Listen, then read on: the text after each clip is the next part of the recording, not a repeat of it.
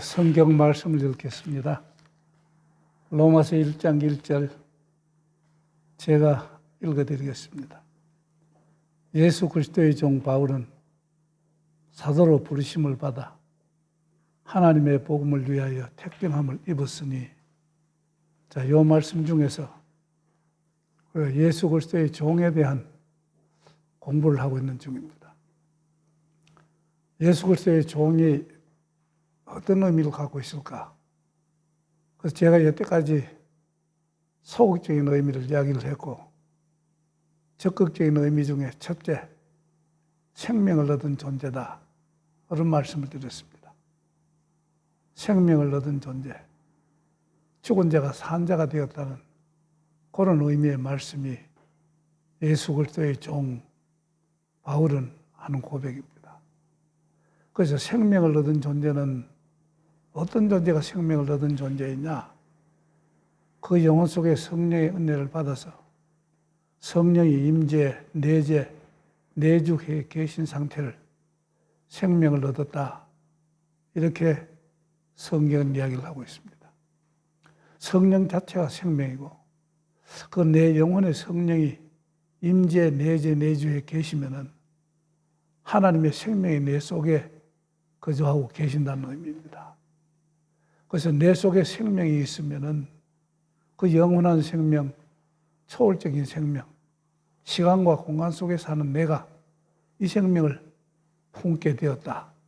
그래서 영원한 생명을 품고 사는 이런 존재를 사도 바울은 예수 그리스도의 종이라고 고백을 했습니다. 그래서 이 생명을 얻은 존재가 되게 되면 내 영혼이 생명이 심겨져서 생명을 얻은 존재가 되고, 생명은 운동합니다. 역사합니다. 그래서 운동하고 역사하면 반드시 생명 에너지가 생기게 되는데, 그 생명 에너지가 내 영혼을 감화와 감동을 시켜서 내 영혼의 의식을 바꾸어 놓습니다.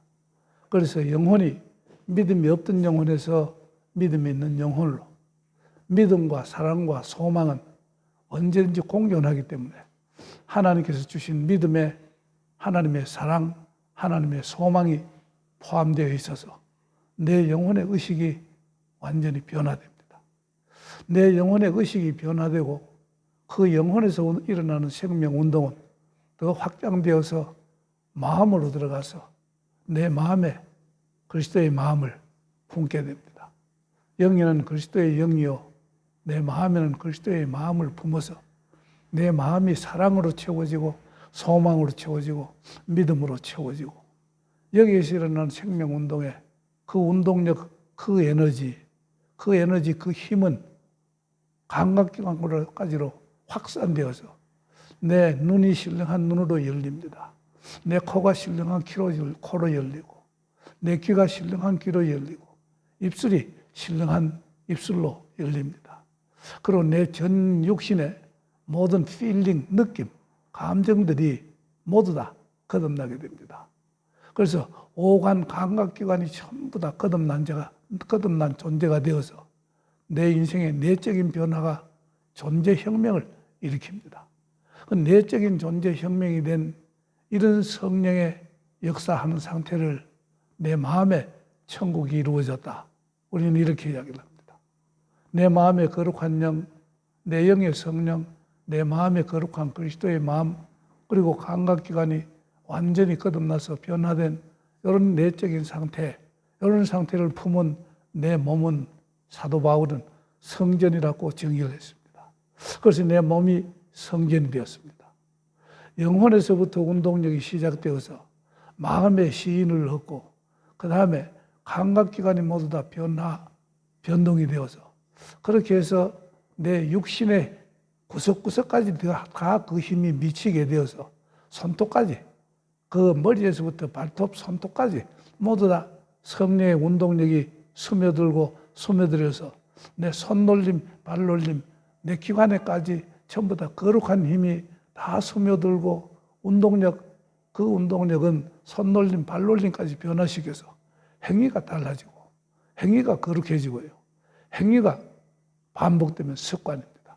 습관이 반복되면 삶입니다. 그래서 삶 전체가 완전한 변화. 그래서 영혼으로부터 행위, 습관, 삶에 이르기까지 완전히 생명 운동을 통해서 생명의 신겨짐과 생명의 운동을 통해서 완전히 거룩한 전입격계로 바뀌어집니다. 이렇게 전입격계로 바뀌어지게 되면은 내 인생의 관계도 달라집니다. 내가 관계하는 모든 인간과의 관계도 믿는 사람들끼리 친해지고 믿는 사람들끼리 더 화합하고 합력하고 화평 관계를 이루게 됩니다. 믿지 아니한 사람을 완전히 배척하는 것이 아니라 그들도 받아들여서 이 복음의 운동을 일으켜서 우리의 공동체로 들어오도록 계속적으로 전도하는 이런 사람이 됩니다. 그렇게 해서 인생 관계도 완전히 바뀌게 되고 인생 관계가 바뀌고 삶이 바뀌게 되니까 내 운명 전체가 완전히 뒤집혀집니다. 생명이 있는 존재와 생명이 없는 존재의 차이는 바로 이와 같은 차이입니다. 전인격적인 차이, 생과 사의 차이. 죽은 자가 삶으로 바뀐 자, 생명으로 바뀐 자. 이런 존재를 가리켜서 사도 바울은 예수 그리스도의 종이다. 이렇게 이야기를 했습니다. 그래서 예수 그리스도의 종의 적극적인 의미에 첫째를 생명을 얻은 존재다. 죽은 자가 산 존재다. 이렇게 제가 정의를 해서 지난번에 말씀을 드렸습니다. 오늘은 그 예수 그리스도의 종이라는 단어의 적극적인 의미의 둘째 의미입니다. 그 둘째 의미는 자기 정체성을 확실히 알게 된 존재다. 이렇게 내가 정의를 내립니다. 자기 존재의 정체성을 확실히 알게 된 존재. 이게 사도 바울이 예수 그리스도의 종이라고 고백한 그 적극적인 의미의 두 번째입니다. 내 자신을 확실하게 알게 되었다. 자, 우리 인생 사는 데 있어서 가장 중요하고 최우선적인 게 무엇이냐? 자기를 아는 겁니다. 그래서 예수 믿고 제일 큰 축복, 제일 큰 은혜, 그 다음에 제일 우선적인 축복, 제일 우선적인 은혜, 이렇게 이야기를 한다면 생명을 얻어야 된다. 그 다음에 두 번째는 내 자신을 확실하게 알게 되어야 된다. 이런 말씀입니다. 그래서 제일 큰 은혜와 제일 큰 축복, 제일 우선적인 축복은 무엇인가 하니까 바로 생명을 얻고 자기 자신을 알아야 되고 자기 자신을 바로 알게 되면 거기에서부터 인생의 해답은 얻은 존재가 되어서 그저 살아가면 되는 겁니다. 자기 자신을 알게 된 존재, 너무 큰 은혜이고 너무 큰 축복입니다. 그리고 나머지 모든 거 장수를 한다든지 가난한 자가 부유하게 된다든지 낮은 자가 높게 된다든지 병든 자가 건강하게 된다든지 이런 게 다 축복일 수 있지만은 이런 것에 비하면은 생명을 얻는다, 내 자기 존재를 확실히 알게 된다 하는 이런 은혜와 축복에 비하면 그것들은 다 플러스 알파일 뿐입니다. 그래서 그 가장 근본적인 은혜와 축복 중에 내 자신을 알게 되었다. 너무 중요한 부분입니다. 자, 우리가 자기 자신을 안다는 말을 하게 되면 제일 처음에 생각나는 사람이 있습니다. 그가 누군가니 소크라테스입니다. 소크라테스는 너 자신을 알라 이렇게 이야기를 했습니다. 그래서 인간적으로 내가 내 자신을 안다는 그 의미가 소크라테스를 중심으로 해서 어떤 의미를 품고 있는가 먼저 말씀을 드린 다음에 그 다음에 우리 성경상의 의미를 말씀을 드리겠습니다. 소크라테스가 35세 되었을 때입니다. 그의 제자 한 사람, 아마 크세네폰이 아닌가 이런 생각이 드는데 확실치는 않습니다. 그래서 그의 제자 한 사람이 델포이에 있는 아폴론 신전에 들어가서 기도를 합니다. 기도를 하다가 자기들이 믿는 신의 계시를 받습니다. 어떤 계시를 받는가 하니까 이 시대의 가장 현자는 너희의 선생 소크라테스다. 이런 계시를 하나 받습니다. 음성을 듣습니다. 두 번째는 그러기에 이 혼돈의 시대, 아주 흑암의 시대, 이 시대에 너의 선생 소크라테스는 해야 될 사명이 너무 큰 자이다. 이런 또 메시지를 받습니다. 이런 신의 메시지와 오라클 신탁을 받아서 그 제자 한 사람이 소크라테스를 급히 찾아가서 이 말을 전합니다. 선생님, 신이 말씀하기를 이 시대의 최고의 현자는 선생님을 하셨습니다. 그렇기 때문에 이 시대를 위한 사명이 너무 크다고 말씀하셨으니 선생님, 우리가 분발해서 무엇인가 더 해야 안 되겠습니까? 이런 메시지를 딱 소크라테스에게 전합니다. 그래서 이 메시지를 전해받은 소크라테스는 분연히 일어서서 아테네의 정치가 바뀌어져야 되겠다. 아테네의 정치가 직접 민주 정치로 말미암아 온갖 소피스트들이 다 나왔고 완전히 정치판을 흔들고 있는데 이거 고치지 않으면 안 되겠다. 그래서 정치인을 찾아가서 토론을 자청합니다. 그리고 토론을 합니다. 정치인들, 정치학자들, 정치 전문가들하고 토론을 하다가 소크라테스가 그 토론에서 완전히 밀리고 집으로 돌아옵니다. 그리고 또 두 번째로 소크라테스의 사회라는 문제, 경제라는 문제, 이 모든 문제에 있어서 윤리, 도덕성의 문제, 이런 문제를 전부 다 확 바꾸지 않으면 안 되겠다. 여로마다 전문가들 찾아가서 대화를 합니다. 그리고 또 실패를 하고 돌아옵니다. 이 아테네의 예술 문화 부분이 이래서는 안 되겠다 해서 연극 분야의 극작가를 찾아갑니다. 극작가하고 계속적으로 토론을 하다가 예술 분야에 있어서 극작가한테 완전히 밀리고 집으로 돌아옵니다. 그래서 신 앞에서 소크라테스는 고뇌하고 번민하고 갈등하고 질문을 합니다. 철학에 있어서 내가 조금을 안다 할지라도 철학에 있어서 내가 아는 게 그렇게 많다고 생각되지 않습니다. 그리고 많은 철학자들 동료들하고 이야기할 때 나도 모르는 부분을 굉장히 많이 배웁니다. 그런데 연극을 이야기를 하면은 연극 전문가에게 내가 패배를 하고 정치 이야기를 하면 정치 전문가에게 패배를 하고 각 분야의 전문가들에게 다 토론해서 패배를 한 내가 어떻게 이 세상에 제일 현자가 될 수가 있습니까? 나는 현자가 아닌데요 하고 고뇌하고 번민하고 갈등하면서 그래서 자기 안에 계시고 자기 위에 계신다고 생각하는 자기가 믿고 있는 신께 고백하면서 질문을 던집니다. 그럴 때 직관이 열리면서 소크라테스에게 확 깨달음이 하나 오는데 어떤 깨달음이 있었는가 하니까 그렇다. 나는 모든 분야에서 아는 게 너무 부족한 모르는 사람이다. 이걸 내가 깨달았네. 나와 토론하던 그 상대자들 지금도 자기가 내보다 더 안다는 데 대해서 오만하고 교만할 수도 있고 자기들이 모른다는 사실을 못 깨닫고 안다고 많이 안다고 자긍심을 느끼면서 착각을 하고 있을 텐데 나는 스스로 내가 모른다는 사실을 깨달았습니다.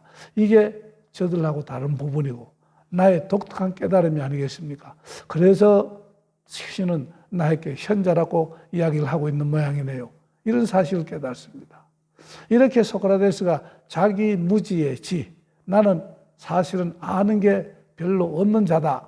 이런 깨달음을 이런 깨달음을 깨닫는 데 대해서 내가 많은 깨달음을 얻었으니까 현자라는 명칭까지도 받았으니까 내가 이제는 전해야 되겠다. 이 사실을 전해야 되겠다. 다니면서 너 자신을 알라 이런 이야기를 계속 입버릇처럼 했다는 겁니다. 물론 소크라테스가 너 자신을 알라 하는 이 단어는 소크라테스의 창작품이 아닙니다. 델포이에 있는 신전의 현판에 너 자신을 알라는 그 글귀가 쓰여져 있다는 겁니다. 그 델포이의 아폴론 신전 거기에 3가지 경구가 있는데 그 중에 가장 큰 경구 하나 너 자신을 알라 하는 요 이야기인데요. 요 단어를 빌어다가 소크라테스는 모든 사람들에게 전파해서 너 자신을 알라 하는 것은 지금까지도 전해지고 전해져서 마치 소크라테스의 전매 특허품 같은 그런 감이 들 정도로 소크라테스의 트레이드마크가 된 겁니다. 그래서 너 자신을 알라. 길을 가다가 소크라테스가 젊은 청년들을 만나면은 청년들에게 말을 겁니다. 의도적으로 말을 걸어서 이런 이야기, 저런 이야기, 이런 질문, 저런 질문을 마구 던집니다.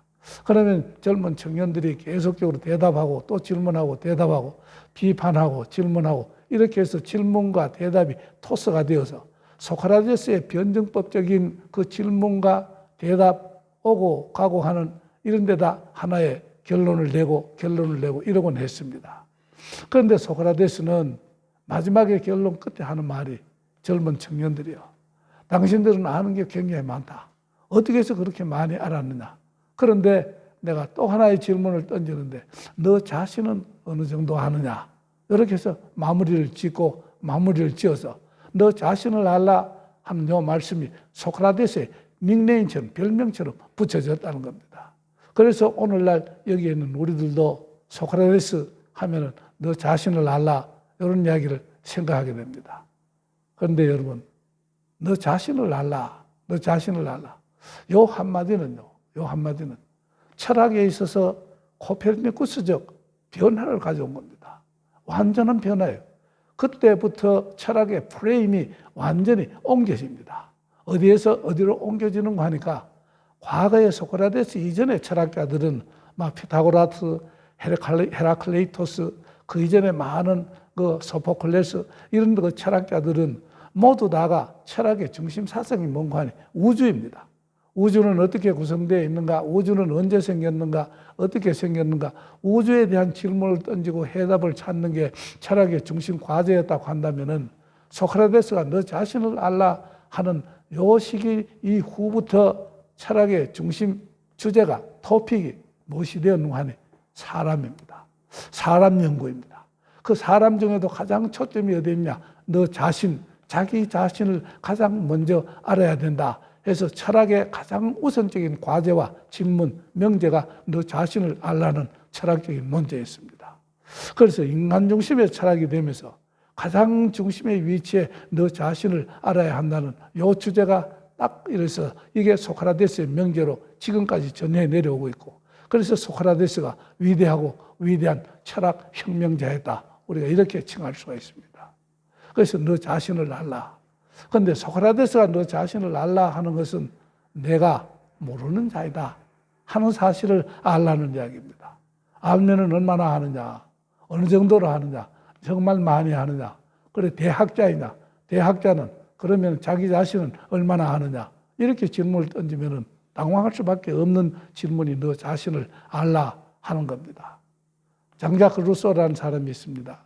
이 사람은 1712년에서 1778년까지 사이에 생존했던 사람이고, 그래서 스위스에서 태어나서 프랑스로 와서 프랑스를 주 모델로 해서 활동했다가 나중에 영국으로 독일로 도망갔다가 영국으로 망명하는 이런 장자크 루소라는 사람이 있습니다. 정말 우리가 그에 대해서 유명한 것은 자연으로 돌아가라 하는 말씀인데, 이 장자크 루소의 사상이요 정말 풍부합니다. 어릴 때 성장 과정 중에 너무나도 불행하게 자랐기 때문에 생후 9일 만에 어머니를 넣이고, 그 다음에 생후 얼마 안 되어서 아버지를 넣이고, 그렇게 해서 혼자 살 길이 없고 막막한 살 길이 없어서 16살부터 외도하고 바람 피우기 시작을 해서 남녀 관계에 아우구스티누스처럼 그렇게 탕화 생활을 하고 동거 생활을 하면서 두 번째 동거 생활을 하는 여자는 호텔에 여관에 하녀였습니다. 그 하녀에게 5명의 자녀를 낳아서 그 자녀를 다 고아원에 버렸습니다. 이렇게 무지막지하게 살던, 무질서하고 혼돈스럽게 살던 이런 장자크 루소가 한 40세 이후부터는 완전히 인생의 바른 길을 찾아서 제 길을 가려고 무척 몸부림치고 노력하던 이런 사람이었습니다. 한 번은 그가 길거리를 걸어가다가 자기 친구가 사상 문제 때문에 감옥에 들어가 있는 감옥에 면회를 가는 도중 길거리 도상에서 그가 아주 초월적인 체험을 하고, 야, 이런 초월적인 체험도 있구나 하면서 인생의 진로를 바르게 잡아가는 이런 장자크 루소인데요. 이 사람이 나중에 고백록을 12권이나 씁니다. 아우구스티누스가 컨베션을 쓴 거, 그거보다도 양이 훨씬 더 많은 고백록을 12권을 쓰면서 정말 바로 살기 위해서 순수한 사상을 전개하고 정말 넓은 사상을 전개하는 이런 장자크 루소인데요. 이 사람이 나중에 니단으로 몰려서 불행한 삶으로 끝을 맺기는 합니다만은 이 사람의 사상은 너무 풍부하고 받아들여야 할 점도 너무 많습니다. 그래서 칸트가 자기의 스승으로 모신 이런 아주 유명한 철학자인데요. 그리고 사상가인데, 이 사람이 뭐라고 이야기를 했는가 하니, 세상에는 나보다도 깊은 사상가가 너무 많다. 나보다도 더 넓고 깊게 연구하는 철학자도 너무 많다. 그런데 그 철학자들에게 내가 묻고 싶다. 당신은 가장 우선적인 지식이 되어야 할 당신 자신에게 대해서는 무엇을 알고 있느냐? 너 자신의 영혼을 들여다보고, 너 자신의 마음을 들여다보고, 너 자신의 머릿속을 들여다보면서 너 자신에 대해서는 얼마나 많이 아는가 그것을 물어보라고 메시지를 던진 사람이었습니다. 정말 충격적인 메시지입니다. 여러분, 우리가 우리 자신을 향해서도 그런 질문을 해봐야 됩니다. 지식을 자랑하는 철학자들, 지식을 자랑하는 많은 각 분야의 전문가들에게 저도 한번 묻고 싶습니다. 당신이 그렇게 해박한 지식, 박학다식한 지식을 가졌다 하지만은 당신 자신에게 대해서는 얼마나 압니까? 이렇게 물으면은 거의 절망적인 수준일 거예요. 아무것도 모른다는 그런 느낌을 충격적으로 받지 않을 수가 없습니다. 그거 왜 그런가 하니 나도 내 자신에게 질문을 던져보면서 많이 그렇게 물어보니까 아는 게 하나도 없더라고요. 내가 내 자신을 아는 게 하나도 없었습니다. 요즘에 우리에게 자기 자신을 알라, 너 자신을 알라 하면서 충격적인 어떤 사건을 하나 일으킨 우리나라의 가수가 있습니다. 나훈아라는 가수가 있는데요. 나는 그 사람의 생애를 잘 모릅니다. 그 사람의 주변 관계도 잘 모릅니다. 그저 우리나라의 유명한 가수였다는 이 사실 하나만 아는데, 그런데 그 사람이 어떻게 살은 생애는 더욱더 모르고, 그리고 신문지상에서 읽은 것 한두 가지를 가지고 제가 말씀을 해보면은요, 이 사람은 어릴 때부터 지금까지 자기 아버지의 산소에 가면은 꼭 질문을 던지는 게, 아버지, 내가 누구입니까? 무엇을 해야 될 사람입니까? 자기를 향해서 혹은 아버지에게 이런 질문을 많이 던져보고 그러면서 살았다는 겁니다. 그러면서 자기가 확실히 알게 된 자기 자신의 정체성은 무엇인가 하니 다른 거는 몰라도 내가 대중가요 가수라는 이 사실은 알았다는 거예요. 그래서 이건희 저 삼성 회장이 초대를 했을 때, 사적인 모임에 초대를 해서 노래 좀 불러달라 했을 때 자기는 그것을 단호히 거절했다는 겁니다. 왜? 자기 자신의 정체성은 대중가요 가수이지 사적으로 모인 모임에서 거기에 가서 내 노래를 그저 돈을 3천만 원을 받고 팔아먹는 그런 사람은 아니다. 그래서 자기 자신을 아니까 자기 자신의 행위가 분별이 됩니다. 이 행위를 내가 해야 될 것이냐 하지 말아야 될 것이냐, 이 길을 가야 될 것이냐 가지 말아야 될 거냐, 이게 분별이 되어서 그 모임에 초청을 거절했다는 겁니다. 그 이외에도 사적인 모임에 몇 번 부름을 받은 적이 있지만은 자기 자신은 대중가요 가수이기 때문에 내 노래를 듣고 싶으면은 표를 사서 들어와서 입장해서 그래서 들으라 이렇게 하면서 거절을 했다는 겁니다. 내가 내 자신을 알게 되면은 내가 이 길을 가야 될 것이냐 말아야 될 것이냐, 그리고 나에게 이런 행위를 해야 될 것이냐 하지 말아야 될 것이냐, 이런 것을 할 수 있는 힘이 거기서 생기는 겁니다. 그래서 너 자신을 알라 하는 것은 굉장히 중요한 명제이고 과제입니다. 평범한 한 가수에서 일어나는 그 생활 철학, 이 사람이 깨달은 그 생활 철학이 얼마나 귀중한지 참으로 귀중하고, 우리가 제일 먼저 알아야 될 최우선적인 질문, 여기에 대해서 해답을 얻는 겁니다. 내 자신이 어떤 존재인가, 내가 어떤 존재인가, 이것을 꼭 물어야 합니다. 그런데 이분이 이제 또 뭐라고 이야기를 하는가 하니 계속적으로 노래를 부르면서 저 2500년 전에 소크라테스를 끌어들입니다. 소크라테스를 끌어들여서 테스 형이라고 부릅니다. 테스 형. 세상이 왜 이렇습니까? 왜 이렇게 되었습니까? 왜 이렇게 정말 앞을 가늠할 수 없을 정도로 질서가 없고 혼돈, 흑암으로 완전히 빠져들어가고 있습니까? 세상이 왜 이렇습니까? 내 생활은 왜 이렇습니까? 우리는 왜 이렇습니까? 이렇게 질문을 하게 되면은 당신은 오셔서 우리에게 어드바이스 하시기를, 너 자신을 알라. 네가 너 자신을 몰라서 그렇다. 너희 사회 구성원들이 너희들이 모두 다가 너 자신들을 몰라서 그렇다. 이렇게 대답할 것 아닙니까? 너 자신을 알라. 세상이 왜 이렇습니까? 테스 형 어드바이스 해주세요. 이런 뜻의 음악회를 열었던 겁니다.